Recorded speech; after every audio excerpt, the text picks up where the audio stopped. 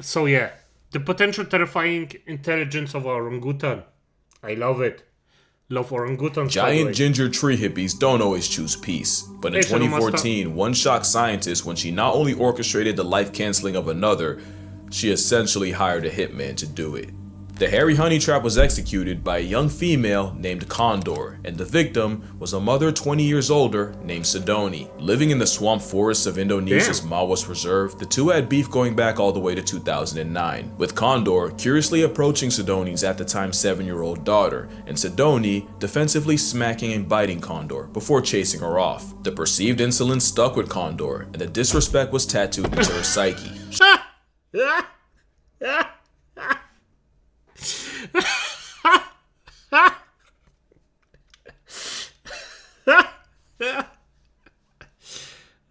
I mean, he tries to tell a very The perceived insolence stuck with Condor, and the disrespect was tattooed into her.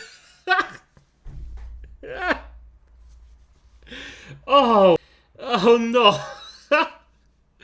By the way, again, hello Shadow Master, if you didn't hear me. Psyche. She was not letting that slide. Yep, years later, Condor would catch the eye. Hey, I wouldn't let it slide either. This is just not just disrespect, but just pure humiliation of a male named Echo, and the two would eventually run into Sidoni. They both approached, and Echo seemed to inspect Sidoni, who was now jockeyed by her 4-year-old son. Echo seemed curious in the mother, before losing interest and proceeding to mate with Condor. Right in front of Sidoni. Call it passion or power play, but either way, when Sidoni tried exiting the situation, Condor escalated, ending the lovemaking and savagely beating Sidoni. But what blew researchers away was Echo going from bystander to participant. For 33 minutes, the two took turns beating on Sidoni, sometimes together, sometimes just Condor, with Echo blocking off any escape routes. It was an honest to ape jumping, and his much larger canines meant Echo inflicted the bulk of the damage. The pair didn't stop until a fourth orang, a male named Guapo, chased Echo off and ran defense for Sidoni, before mating with her. The Orange Knight would be too late, as a little over 2 weeks later, Sidoni became past tense due to her injuries, and scientists were left wondering what they had just witnessed. In over 26,000 hours of observation, only 6 female-on-female attacks were recorded, and none caused serious injuries. Yet here was a spiteful orang leveraging her carnal currency, specifically to erase one of her rivals, and Echo acting as a hired gun. Premeditated and personal, it was a shockingly dark look into the intelligence of the forest man. One that begs the question, just how smart are they, and just what could they be capable of?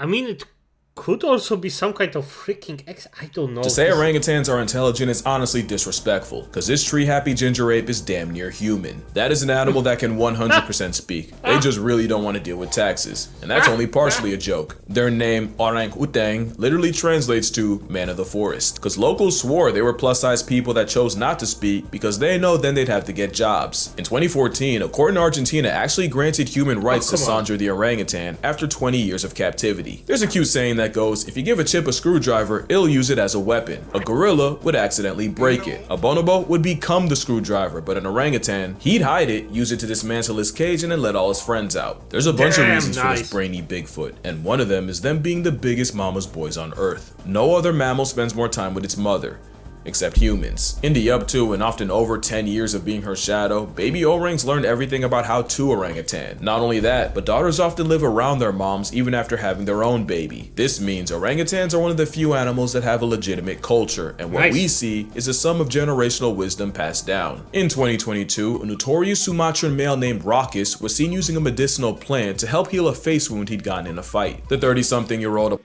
That's actually quite impressive. I mean, using actual medicine? That's smart. That's nothing that well, quote-unquote normal animal would do. That's just not something that most animals actually think about. By the way, Shadow Master, how are you? Applied the chewed up paste of the akar gunning, an anti-inflammatory, antibacterial flowering plant traditionally used to treat malaria and diabetes. Raucus applied the paste for 7 minutes until it covered his wound, and 5 days later, it was completely healed. It's not the first time we've seen animals self-medicate. Parrots will eat clay to detox from all the leaves, and elephants will apparently eat certain plants to induce labor. But what made Rocket so radical is the simple fact that they rarely eat that plant to begin with. There's more evidence of orangs self-medicating with the same plants used by locals, and it's likely this knowledge was taught, and not by humans. Mothers will even teach their young to have the same preferences for food, so that when they get older, they can forage in the same area without directly competing with all the other mother-child pairs. Another thing this citrus simian is smart enough to understand is calculated reciprocity. In this viral video, you see this man Vitaly trade snacks with a zoo orangutan. Not only did the hairy haggler refuse until he understood that he'd be getting something back, I swear you can see him check for zookeepers. If it sounds like a stretch, it's scientifically proven this untaxable entity understands the concept. Two orangutans at the Leipzig Zoo in Germany were given 3 different tokens and quickly learned that they could exchange one type for bananas for themselves. The second token type would earn bananas for the other orang, and the third type had no monetary value whatsoever. At first, the female, Doc, had no problem exchanging tokens to get the male, Bim, bananas. But Doc realized Bim wasn't really returning the favor, so she became a lot less generous. That gave Bim enough of an attitude adjustment to start trading his tokens more, until their efforts became closer to equal. There's another story of a zoo orangutan taught to exchange any trash he found in his enclosure for a food reward. Except he then realized if he just returned the trash in pieces, that would just mean more food for him, which was unfortunate when the trash was someone's phone, and tragic when it turned out to be a formerly alive possum. But what exactly is it that makes orangutans so smart? Well, the superpower is how they learn. When orangutans are spending all that time with their mothers, they learn everything they need to by watching and copying, even Nice, I love this. Orangutans are just so freaking after they evil leave. beasts. Young males will I love find an them. older, phalangeed male to use as a role model, learning how to be an alpha male by mimicking everything he does. Mimicry is how they learn, and that learning creates cultures. It's scientifically proven when resources are good, orangs spend more time around each other and more time peering, watching, observing the other orangs. It's not just people watching, it's gathering intel, and they don't just do it to each other. Orangs regularly learn things just by watching the humans around them. This male was seen attempting to catch fish after clocking locals doing it, and one female, Supina, tried starting a fire by dipping a glowing stick in kerosene. What the fuck? So an orangutan could easily have a freaking javelin and throw it. Insanity! That's actually quite beautiful. I love it. Blowing on it, and even rubbing it with another stick. But this shadow clone jutsu can be wildly inconvenient. Camp Leaky is an orangutan research and rehabilitation reserve where the Auburn apes have plenty of opportunities to study humans right back, leading to the trend of orangutans untying canoes from the dock and stealing them, and not even triple or quadruple knots can discourage them. Fun fact, it takes about a 7-hour canoe ride to get to camp, so one documentary crew decided to save time with a speedboat. They lost that time after a redman stole the boat and left them stranded. The power of perception has taught orangs how to breastfeed, drive, and even saw wood, all from watching a human. It's said orangs have the intelligence of a 4-year-old, but I've yet to see a toddler that did its own laundry. Now you're seeing what I'm saying. Bro's smart enough to talk, wise enough not to, and she's only song like that so we don't catch on. But what if I told you there's an even higher level of intelligence they can get to? Deception. Deception requires foresight and anticipating the actions or thoughts of another party. That's where intelligence can get scary. If orangutans have the capacity to trick us, we're talking about a whole different ballgame. Which brings us to the story of Fu Manchu. Now we're talking about an orangutan outsmarting humans, and it happened in the 60s in Omaha Zoo in Nebraska. I know, nothing ever happens in Nebraska. One day, zoo director Jerry Stone was doing his rounds when a couple keepers ran up to him. Panicking, they told him not 1, but 5 orangs had escaped and were roaming the zoo. This was not good. Like all apes, an orang outside is a code red situation, and a starting lineup of them walking amongst people was a canon event begging to happen. All it would take was a human or orang getting too curious for it to be a bad time for everyone, and Jerry sprinted to them before anything could happen, and he found them just chilling. Yeah, Jerry was greeted by 5 fugitives just people watching in the elm trees by the elephant building. Damn, that's luck. That's luck.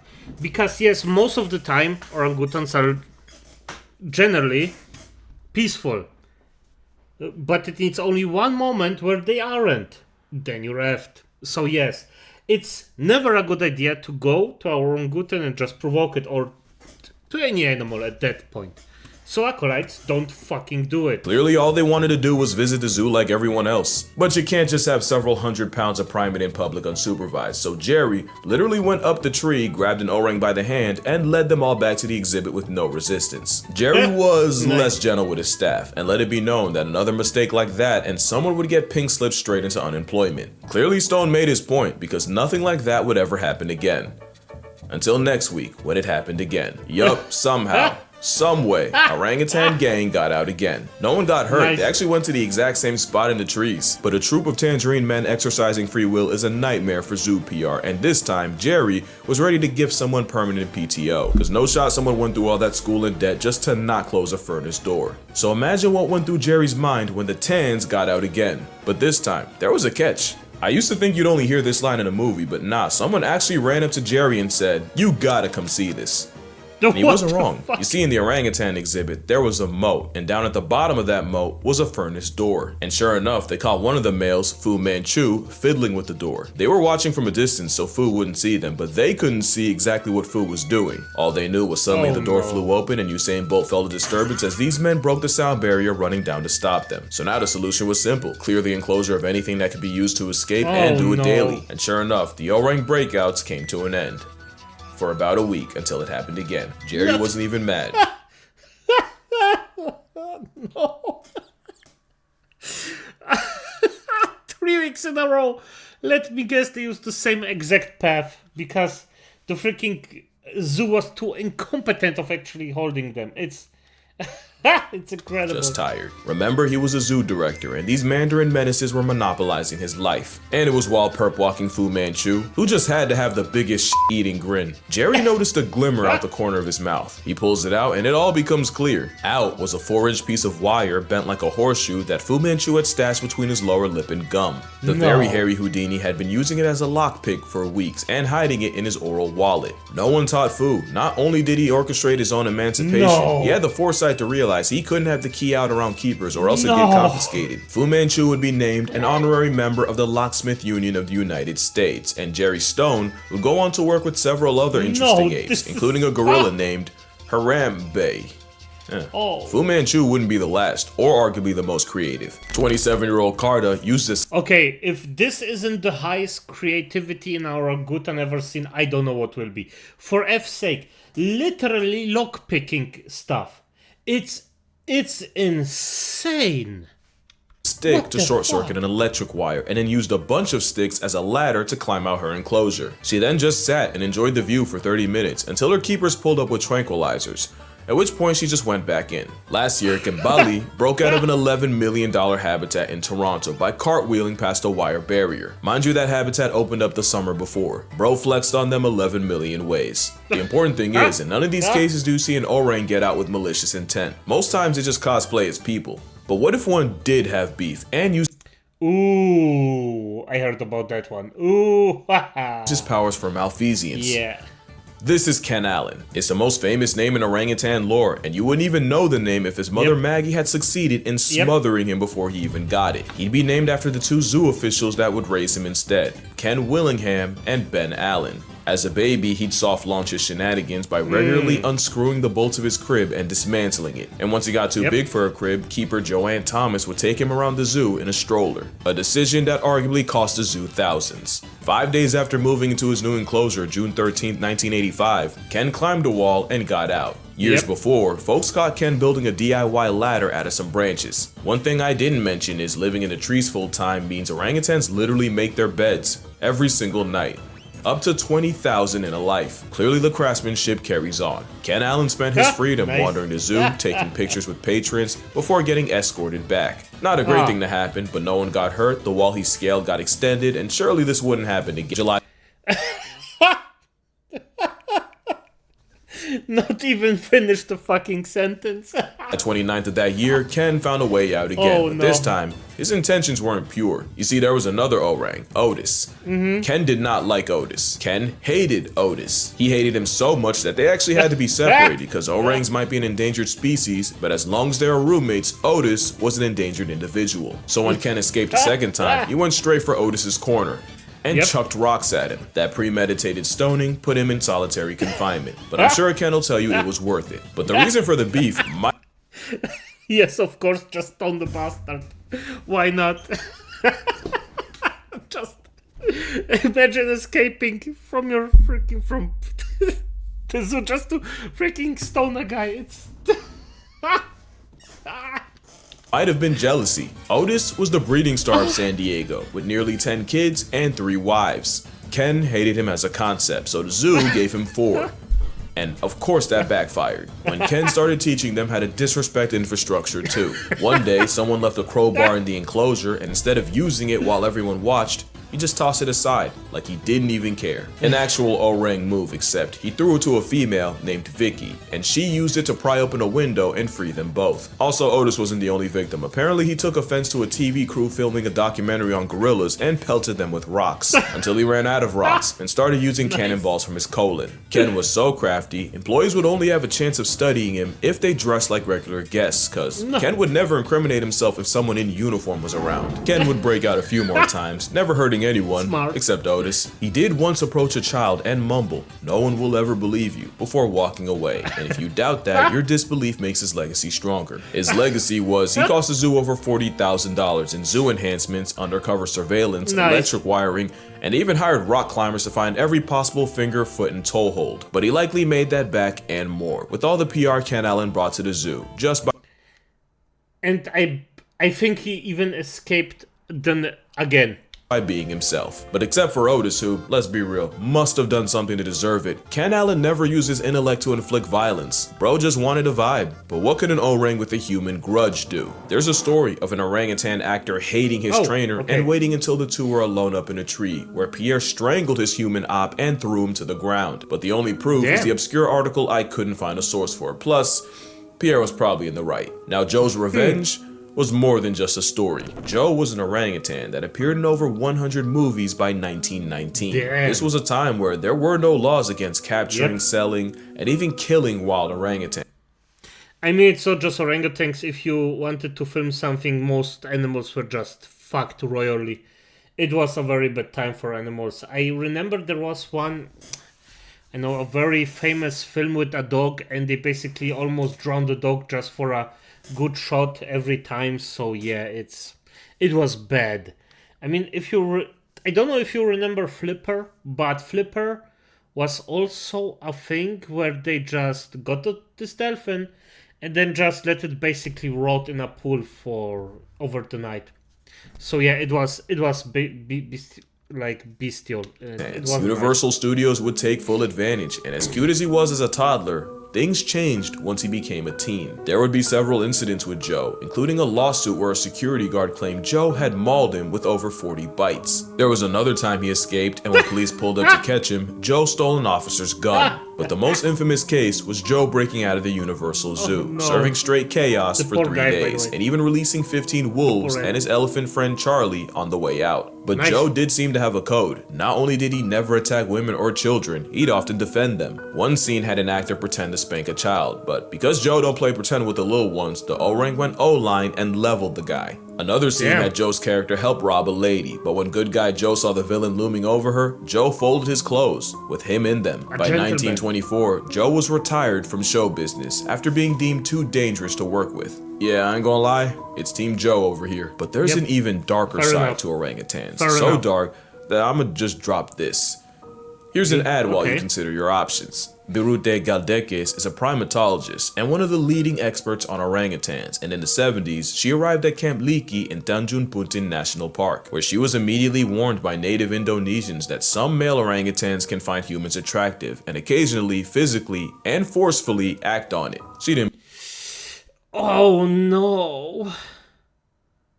Oh no. Oh shit. believe it, until a male walked into camp one day and violated a female cook, and even multiple people trying to wrestle him off couldn't stop the salacious onslaught. It's now advised that menstruating women either avoid orangs or walk around with a club. So as you can see, orangutans are capable of anything from petty theft and zoo escapes all the way to premeditated census layoffs. But honestly, they could and should be way worse. An orangutan has never been on record murking a man, and some have had very good reasons. Joe Martin had every good reason, and the fact that he died with no body says more about his kind. The strong mom bond means Joe's mom was almost certainly destroyed for him to be taken. Joe suffered all manners of neglect, including electrical burns from wires, eye damage from the constant stage lights. He was given cigars and alcohol which ruined his health, and he was even knocked out by former heavyweight James Jeffries. All with... See, this is the thing. Just freaking animal abuse to the, like, boxing against an animal, for F's sake, come on. The freak apathetic Black Queen, yo, first join. You're the second one. Shadow Master just said to go away. Sorry for destroying that fantasy for you. But it is what it is, hey. Welcome, by the way. Without never really interacting with another orang. Joe going through all that and never severely maiming someone is our entire relationship with orangs in a nutshell. Yeah, and by the way, orangutans extremely good-hearted freaking animals. I love it. I just love it. I mean, still, don't be the one that finds out if one escapes, but nonetheless. We have done far more to them than for them, in worse ways than you think. I can't even say what this one went through, just know her name is Pony and her story is not for the weak. Orangutans as a whole are a victim of humanity, and the worst part is what happens when they're gone. Once all the orangs in an area are gone, all the generational knowledge of how to live there dies with them. It's not just a species, it's an entire culture that goes extinct, with no way of bringing it back. So what can you on your phone, computer, or TV do? One, I mean, get your ass up and actually try to inform yourself how to help most effectively, and maybe not in a gigantic just pay money way and then just fuck off, because the good Samaritans, some of those firmen are just freaking stealing your money basically. I mean, don't get me wrong, every single thing has to live somehow. It is what it is, but even charities need some money nonetheless. Reminding me about Travis the chimpanzee attack on Twitter. Yes, there was also something like that, BQ. Black Queen. Mate, it's irrelevant.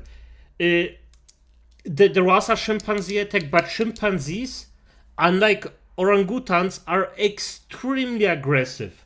They are murderous little motherfuckers. So yes, if you actually get attacked by one of those, yeah, no surprise there. They will just attack you for fun.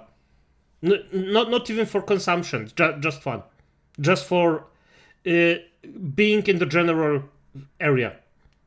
is obviously support an organization that helps with research and rehabilitation, which is why I'll be donating to Orangutan Foundation International, founded by Galdekis herself. Link down below if you'd like to as well. Also, never support... Good, I have to remember this and then link the actual foundation with it. If I forget, then please could somebody remind me in the comments, just so we can spread the word on that one. This guy is extremely knowledgeable about the entire animal thing, so... a place that uses orangutans as tourist traps. Any place that lets you pay to play with an orangutan is a huge red flag. But probably the best way is to avoid palm oil. I'm gonna be honest, I wish I could go to orangutan and just play with it. I would be freaking... It would palm go, oil but is a... never gonna do it, because as he said, if a place lets you play with them, it's not a good place. leading cause of their extinction, and it's in 50% of household products in the West. It's a commitment, but it's looking like we either give up the oil or negotiate the red ape's existence. The choice is yours, just know the orangutans would probably do the same for us. But yeah, that's gonna do it for this video. Fair enough. I actually assume the same, because of the gentle nature, they would probably not want anybody to suffer on purpose, but you know. At the least, Charlie Nash survived, but had horrifying this one. Yes. I mean, I'm gonna be honest, it was a freaking miracle that Charlie even survive this in the first place. But orangutans go for the genitals and the face, for the basically weak spots that you automatically defend if you're getting attacked or fall somewhere or something like that. So yeah, nonetheless, I prefer orangutans. I just say it like that. Not gonna go in a freaking mile to near a chimpanzee.